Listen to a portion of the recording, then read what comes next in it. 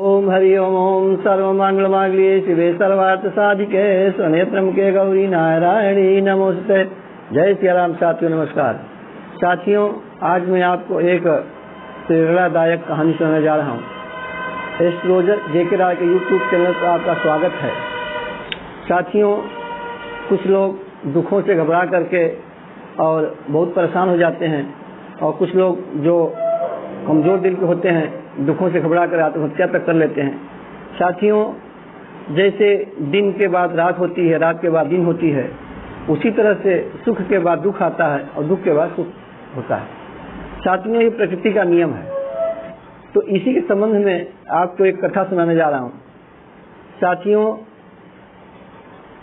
चंद्रसेन नाम के नगर में एक विश्वजीत नाम के राजा राज्य करते थे और उनकी पत्नी रेणुका थी।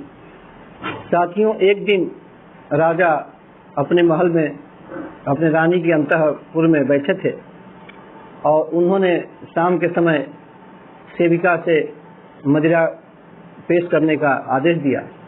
तो साथियों, उनके जो भी निजी सेवक सेविकाएं थीं, उन्होंने राजा के मनोरंजन के लिए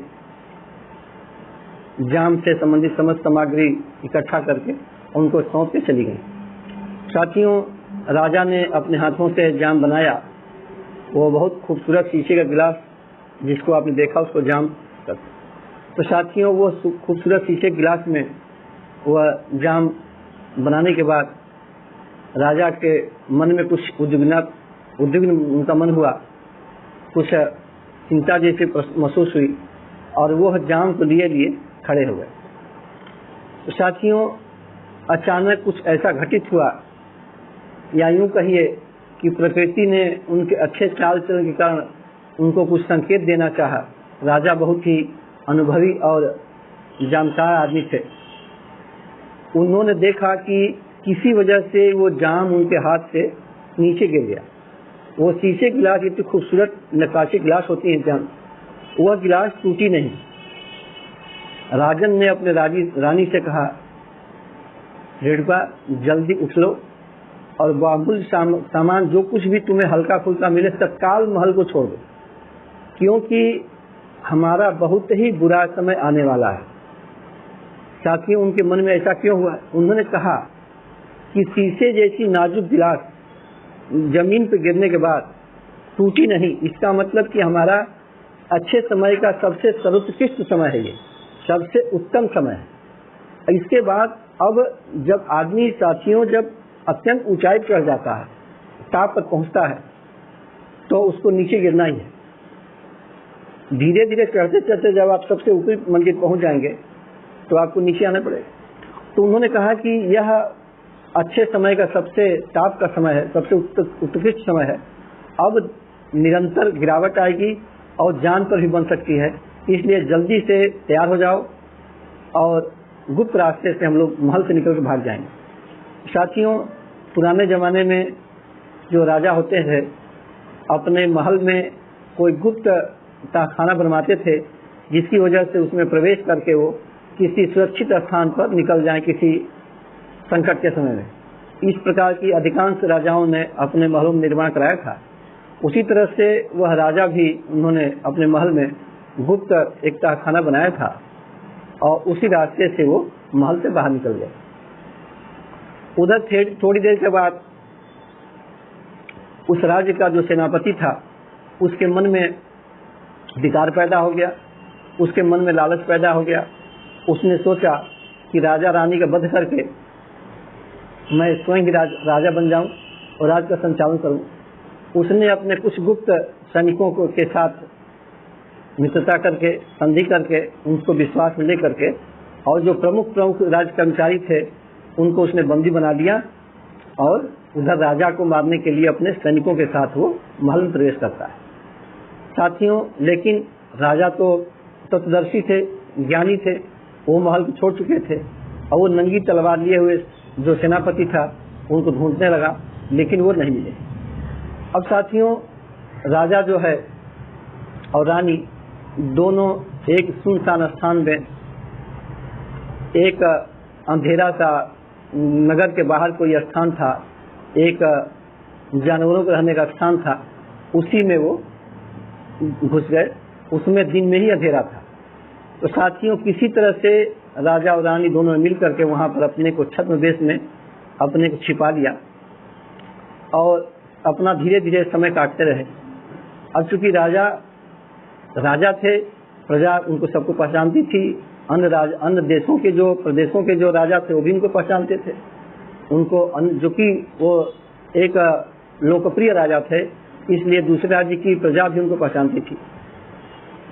अब साथियों, इसलिए राजा तो जीवन यापन करने के घर से बाहर निकल नहीं सकते थे। तो रानी ने अपना जो है अपना भेष बिगाड़ करके और वो लोगों के घर में ढूंढने लगे कि हमें कहीं काम मिल जाए जिससे कि हम किसी का बर्तन मांज कर खाना बना करके और अपने राजा का पेट भर सकें।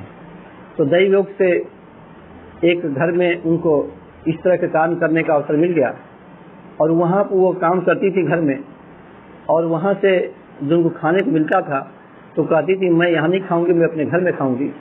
वो खाने का भोजन पोटली ले करके और राजा के साथ आ जाती थी और उसी में दोनों भोजन कर लेते थे आपस में बांट कर। साथ ही वो एक दिन देखिए पुनः प्रकृति अब अपना करवट बदलने वाली है, कुछ नया घटित होने वाला है। क्योंकि जैसे मैंने पहले बताया था कि जिस कमरे में वो लोग रहते थे वो एक पुराना खंडहर जैसा एक कमरा था जिसमें दिन में अंधेरा रहता था और कदाचित वह जानवरों के बांधने का स्थान था, किसी ने उसको छोड़ दिया था, उसी में लोग रहते थे। तो एक दिन रात में ही जो नहीं कि खाते समय राजा के हाथ में जो रोटी चावल था जो भी, उसके साथ साथ गोबर का कुछ अंश भी उनके हाथ में आ गया और उन्होंने उसको मुंह में खा लिया, क्योंकि दिखाई पड़ा नहीं। अब जब गोबर का भी अंश कुछ मुंह में पड़ गया राजा के, तो रानी ने कहा कि रानी, अब हमारे दुख के दिन व्यतीत हुए, अब सुख आने वाला है। क्योंकि अब इससे बड़ा बुरा क्या हो सकता है कि मुझे जानवर का जो अवशेष, जो खाद्य पदार्थ का अवशेष, तो गोबर है, वो मुझे खाना पड़ गया। अब तुम निश्चिंत रहो, तैयार हो जाओ। साथियों, अब पुनः बैक में चलते हैं कहानी के। वह जो सेनापति था जो राज्य कर रहा था, उसने इतना अत्याचार किया अपने प्रजा पर कि प्रजा ने असंतोष फैल गया, प्रजा में संतोष फैल गया और प्रजा ने विद्रोह कर दिया।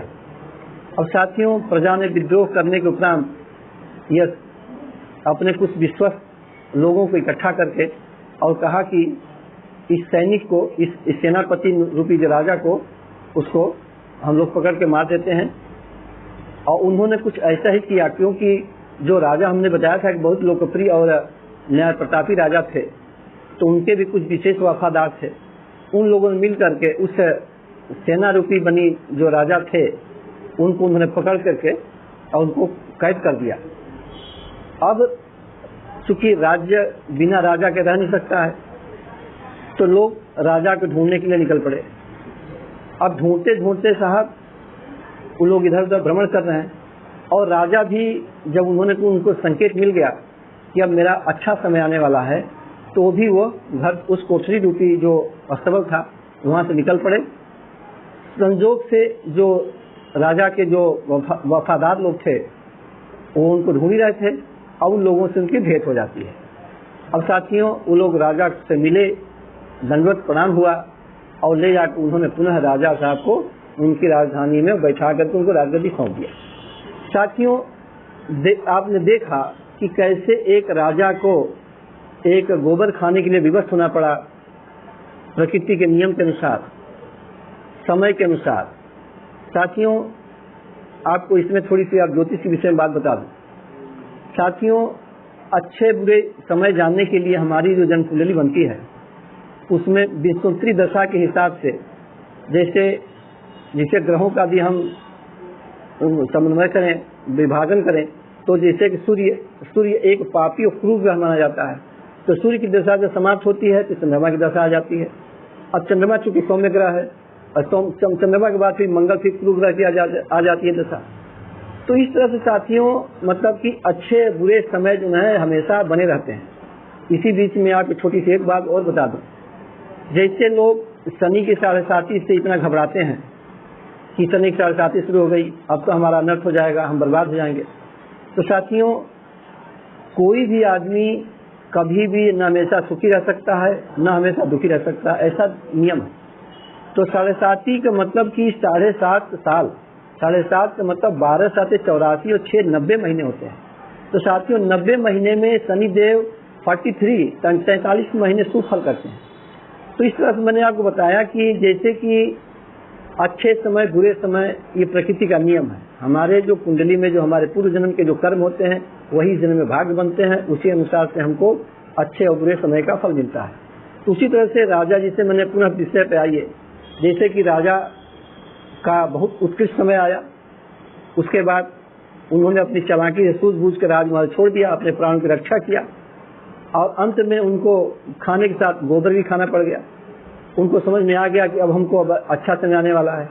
तो साथियों इस तरह से कभी भी दुख से घबराना नहीं चाहिए, और क्योंकि प्रकृति का नियम है, मनुष्य चाहता है कि हम हमेशा सुख में ही रहें, इसलिए कभी दुख आवे तो उसको सर झुका करके, जिसे बुरे समय का कोई आ रहा तो उसको सर झुका करके हमें और अपने को संजीवित रखते हुए अपने समय को व्यतीत करना चाहिए, और अच्छा समय आवे तो हमें अपना सुख लाभ करना चाहिए। तो साथियों, यह प्रेरणादायक कहानी मैंने आपको आज सुनाई।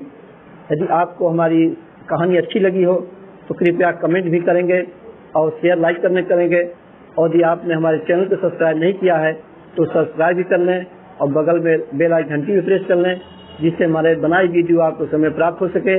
और आपको मैं वास्तु के इस संबंध में, वास्तु दोष, वास्तु टिप्स, वास्तु दोष के निदान, अंक ज्योतिष इत्यादि के विषय में, तथा जैसे आज मैंने कहानी शुरू किया, इस तरह से कोई कहानी के माध्यम से आपको नित्य नई नई बातें बताता रहूंगा। मिलते हैं अगले वीडियो में, तब तक के लिए नमस्कार। वीडियो देखने के लिए आपको बहुत बहुत धन्यवाद।